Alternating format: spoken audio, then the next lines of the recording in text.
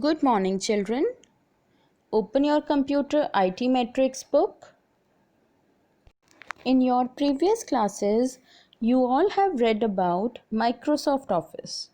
What is Microsoft Office?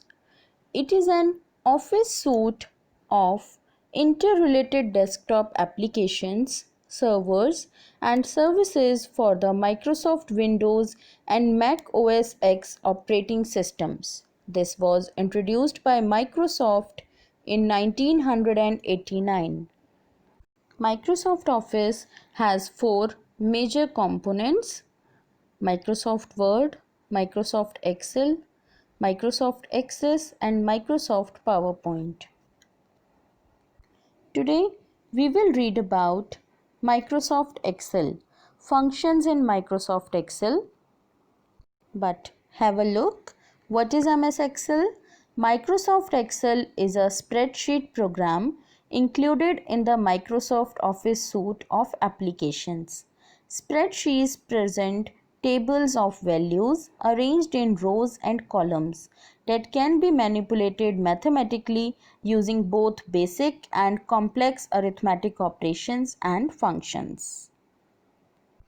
Now, let's start reading our chapter number 2, given on page number 19, Functions in Excel. MS Excel is a spreadsheet software. A spreadsheet is a large sheet of rows and columns in which you can store mixed type data and can apply a formula or a function to perform calculations on numerical data. While performing calculations, cell addresses play an important role. Let us first learn about the use of cell addresses, and later you will learn how formulas and functions work in Excel. Now children, you all know that MS Excel is a spreadsheet software. We all work in large sheet of rows and columns in which we can store mixed type of data. We can apply formula, function, and various calculations on these numerical data. Now first of all, let's have a look on cell addresses. Cell is an intersection of a row and a column. Cell address is an alphanumeric value used to identify a specific cell. It is a combination of a column, label, and a row number. For example, a cell in column D and row 4 has the cell address as D4. Now, how is it written? Firstly, we write the column name and then the row number. Like as it is given in figure 2.1 here. Here it is given in 2.1. A cell is highlighted. The column of the cell in AB and row of the cell is 134. The cell address is simply AB134 as shown in the name box. Like you all can see here, this is our highlighted cell. Its name is AB134. Why AB134? Because its column name is AB. Its column name is AB and its row number is 134. Its row number is 134. So, this cell address is AB134, which is shown here in the name box. This part of Excel sheet is known as name box. The cell addresses for the first and the last cells in MS Excel 2010 are A1 and XFD 1048576 respectively. Now, these cell addresses are basically of three types: absolute cell address, relative cell address, and mixed cell address. Let's discuss them in detail. A cell address can be absolute, relative, or a mixed cell address.